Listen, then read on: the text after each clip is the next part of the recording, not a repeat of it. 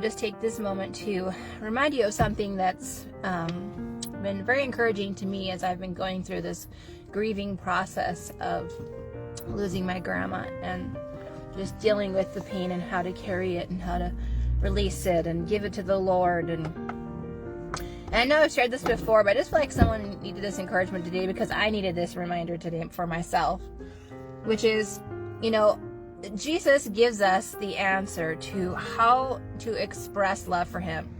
I always think of that as a daughter. It's like, Lord, how can I express love for you? Like, what is the greatest way to show you that I love you? And Jesus answers that question with his own words. And I was just thinking about Jesus and how he says there's no greater love than this, that one that lays down his life for another. And that is ultimately the greatest expression of love, is to surrender your life, surrender your rights, surrender your will, surrender whatever it is to the Father and yield it to him. And so as I've been going through this grieving process, and I realized that I haven't been giving myself permission to be sad. Like in some quiet moments I do, and for the most part it's like, but I have to keep going. I gotta keep walking. And the Lord spoke to me through a time of prayer the other day, and he said, you have a mountain in front of you, and I want you to start walking up it. And I felt like God was saying to me, but keep your eyes focused on me, and I want you to just go one step at a time. Don't look to the left or to the right. You just keep climbing. And as you focus on me, I will be the one that will sustain you, strengthen you, and help you to persevere. And I was like, okay, Lord, I will. I take it, give it to you. I give it to you. And we just go to the picture of the garden and the cross. And I know I've shared this before, but I've been reminding myself of this, because whatever we yield to God, whatever we give to him, he takes it and he redeems it. He makes it new. He blesses it. He pours out more of himself. And so Jesus taught us that in the garden. He goes to the garden, and he's God in flesh. He knows everything he's about to endure. He knows what he has to go through, and everything he did, I feel like, was an example for us to teach us. And I'm so thankful for that. But what does he do? He gets on his knees, and he's broken, and he's crying out to God. He's being real with God, and he's just expressing his heart. And he's praying for others, and he's telling God how he feels. And he even says, Lord, if it's possible, take this cup from me. But then he yields and surrenders and says, but nonetheless, not my will, your will be done.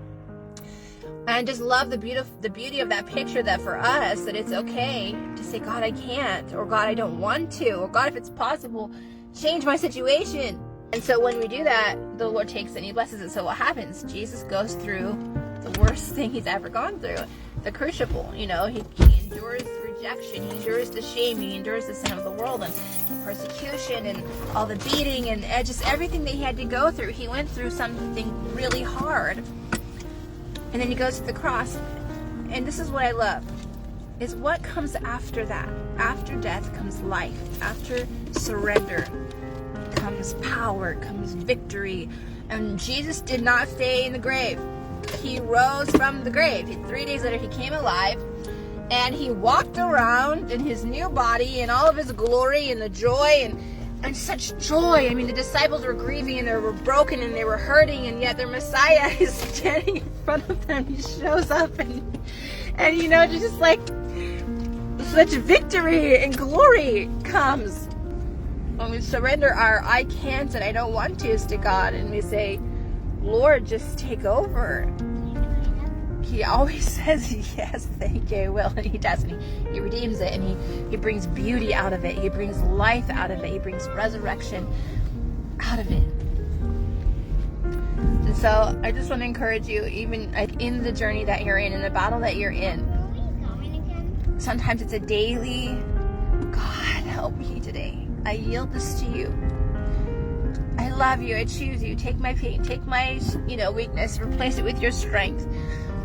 And he does. He does. And sometimes it's not like this, miraculous TV version where all of a sudden all the pain disappears. All of a sudden everything disappears. But it's in the still small things where normally you'd be so broken and so unable. And God's like, he just gives you a refreshing of refreshing to just keep going, and he gives you the strength to just push one more hour, to push one more day, and he gives you that peace where normally you'd be so consumed by anxiety that you want to throw up, and God's just like, you have peace about it, and you shouldn't, and he just meets you in the brokenness, and I'm just so thankful for that.